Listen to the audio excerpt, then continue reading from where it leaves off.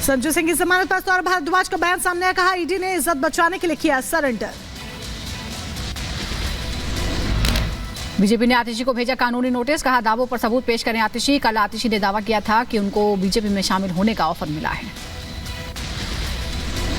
आम आदमी पार्टी का चरित्र है, इस बार भागने नहीं देंगे, इसलिए उनको लीगल कार्रवाई के लिए हमने नोटिस दिया है। और जहां तक जब तक वो तथ्य नहीं रखती नहीं तो इस पर जो कानूनी कार्रवाई चलेगी, लेकिन इनको भागने नहीं देंगे, इनको जवाब देना पड़ेगा। समाजवादी पार्टी के नेता रविदास मेहरोत्रा का संजय सिंह की जमानत पर बयान, कहा बीजेपी ने संजय सिंह पर लगाए झूठे आरोप। महाराष्ट्र के नागपुर में बीजेपी उम्मीदवार और केंद्रीय मंत्री नितिन गडकरी ने किया रोड शो, हाथ जोड़कर जनता का अभिवादन किया। गौतम बुद्ध नगर से बीजेपी उम्मीदवार महेश शर्मा ने सनातन धर्म मंदिर में पूजा अर्चना की है। नामांकन से पहले मंदिर में पूजा पाठ किया। गाजियाबाद से आज नामांकन दाखिल करेंगे बीजेपी के प्रत्याशी अतुल गर्ग। रक्षा मंत्री राजनाथ सिंह और कैबिनेट मंत्री सतपाल महाराज भी शामिल हैं। रिपब्लिक भारत से बोले गाजियाबाद से बीजेपी उम्मीदवार अतुल गर्ग, कहा केवल बीजेपी ही आम आदमी के कार्यकर्ता को टिकट दे सकती है, आम आदमी को टिकट दे सकती है। मजबूत करने वाला है और धन्यवाद और पूरी भावुकता के साथ मैं धन्यवाद पार्टी को देता हूं। देता क्यों महसूस करता हूं कि मेरे जैसे एक साधारण कार्यकर्ता पर उन्होंने इस वीवीआईपी सीट पर मेरे को मौका दिया है।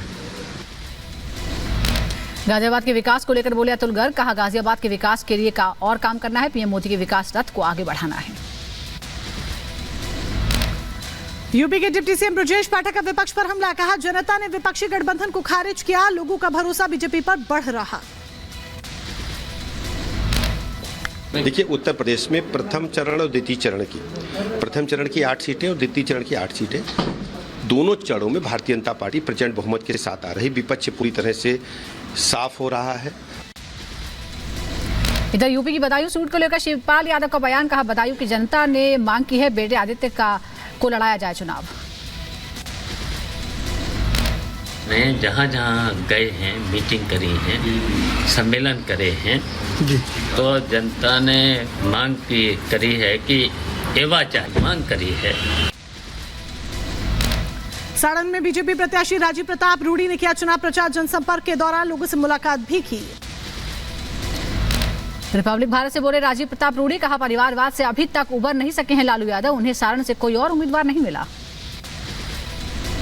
सारण कहिए या पूरे बिहार में कहिए, ये कहीं ना कहीं कल सवाल उठेगा कि क्या आपको अपने इतनी बड़े पॉलिटिकल पार्टी में जहां आपके लगभग 80 विधायक हैं, आपको एक कैंडिडेट नहीं मिलता है, तो ये बड़ा सवाल तो उठेगा।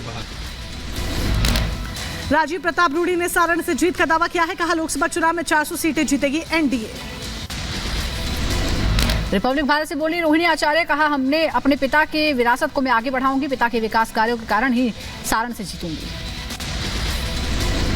विरासत पूरी बिहार की जनता है, मुझे पूरा विश्वास है कि बिहार की जनता लालू जी की विरासत को आगे सदियों तक बढ़ाते रहेगी।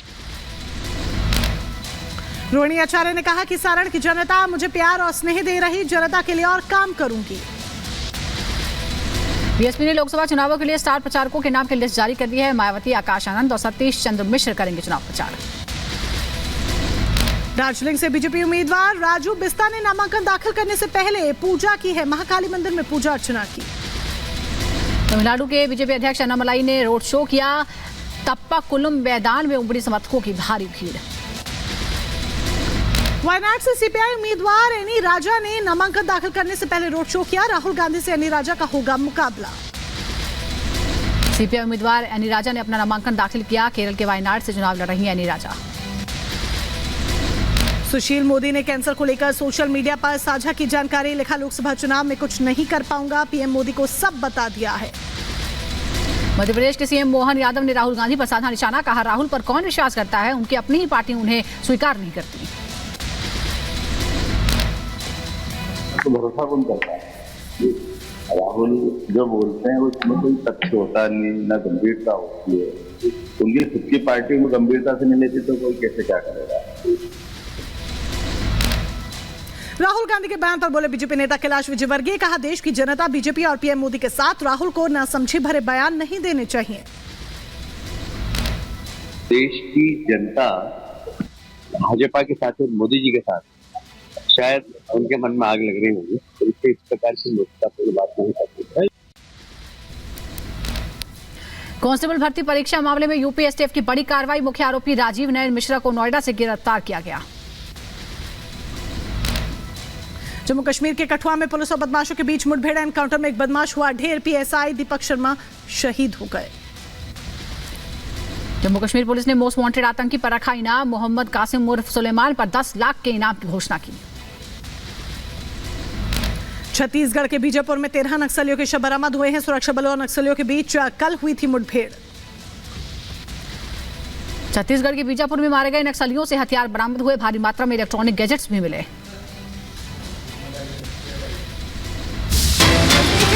आपको बता दें, अरविंद केजरीवाल की याचिका पर सुनवाई शुरू हो गई है। गिरफ्तारी के विरोध में हाईकोर्ट में याचिका अरविंद केजरीवाल की तरफ से दायर की गई थी, जहां पर उन्होंने राहत की मांग की थी और ऐसे में हाईकोर्ट में सुनवाई शुरू हो गई है। लेकिन बड़ी जानकारी ये भी आप तक पहुंचा दें कि हाईकोर्ट में सुनवाई तो शुरू हो गई है। अरविंद केजरीवाल ने याचिका दायर की थी, लेकिन उससे पहले ईडी ने हलफनामा इससे पहले ही दाखिल कर दिया है, जिसमें उन्होंने शराब घोटाले मामले का किंग पिंग, मास्टरमाइंड और किसी को नहीं बल्कि अरविंद केजरीवाल दिल्ली के मुख्यमंत्री को ही बताया है। और ऐसे में अब जो याचिका उन्होंने दाखिल की थी, उस याचिका पर हाईकोर्ट में सुनवाई भी शुरू हो गई है।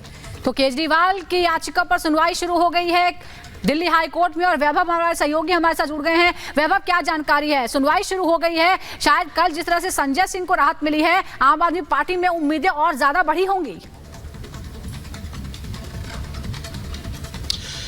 देखिए, बिल्कुल उम्मीदें जरूर बढ़ी हैं, लेकिन इस वक्त कोर्ट के अंदर अभिषेक मनु सिंघवी जो हैं वो अरविंद केजरीवाल की तरफ से पक्ष रखते हुए नजर आ रहे हैं और उन्होंने एक टाइम फ्रेम का जिक्र किया है। सबसे पहले उन्होंने कहा है कि जो लेवल प्लेइंग फील्ड होती है ये सिर्फ एक मुहावरा नहीं है, उसमें निष्पक्ष चुनाव का हिस्सा है, लोकतंत्र का हिस्सा है और उससे आधारभूत ढांचे से जुड़ा हुआ है।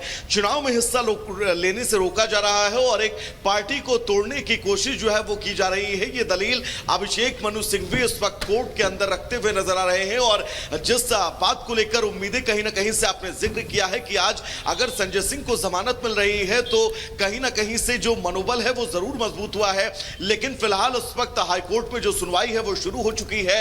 इस सुनवाई के बीच 2 अप्रैल तक का वक्त ईडी को दिया गया था। ईडी ने कल जो है वो इस याचिका से संबंधित तमाम दस्तावेज जो है वो कोर्ट रूम तक पहुंचाए थे, कोर्ट में जमा किए थे और आज इस पूरे मामले पर सुनवाई जो है वो शुरू हो चुकी है। सिंघवी ने कहा है कि इस मामले में समय एक बहुत गंभीर मुद्दा है, जिस बात का वो जिक्र करते हुए नजर आ रहे थे।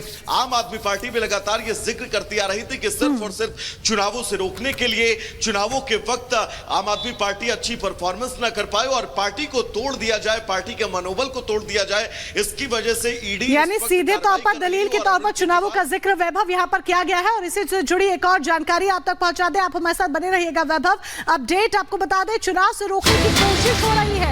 अभिषेक मनु सिंघवी दरअसल पैरवी कर रहे हैं, उन्होंने ये दलील दी है चुनाव से रोकने की कोशिश की जा रही है। टाइम फ्रेमिंग को लेकर उन्होंने यहाँ पर सवाल खड़े किए हैं और ये भी कहा है कि आम आदमी पार्टी को तोड़ने की कोशिश की जा रही है, क्योंकि आम आदमी पार्टी के राष्ट्रीय संयोजक दिल्ली के मुख्यमंत्री अरविंद केजरीवाल जिस तरीके से आरोपों से घिरते हैं, ईडी बैक टू बैक उन्हें नोटिस भेजती है, जिसके बाद अब आखिरकार वो शिकंजे में फंसते हैं और उसके बाद अब तिहाड़ जेल में है। वैभव का सीधे यहाँ पर कर लेते हैं। वैभव, आगे दलील में क्या कुछ वो कहते नजर आ रहे हैं? ये तो उन्होंने कहा कि आम आदमी पार्टी को तोड़ने की कोशिश की जा रही है, लेकिन जिस तरीके की दलीलें वो पेश कर रहे हैं, आसार क्या नजर आते हैं? देखिए, अभिषेक मनु सिंघवी की तरफ से एक दलील के रूप में सवाल पूछा गया है और यह कहा गया है कि आप स्पष्ट रूप से बिना किसी पूछताछ, बयान आदि के गिरफ्तारी कर रहे हैं। दरअसल ये इस वक्त के हालातों को देखते हुए अनोखी बात है। इस बात का जिक्र अभिषेक मनु सिंघवी जो है वो कोर्ट रूम के अंदर करते हुए नजर आ रहे हैं और सबसे अहम टाइम फ्रेम का जिक्र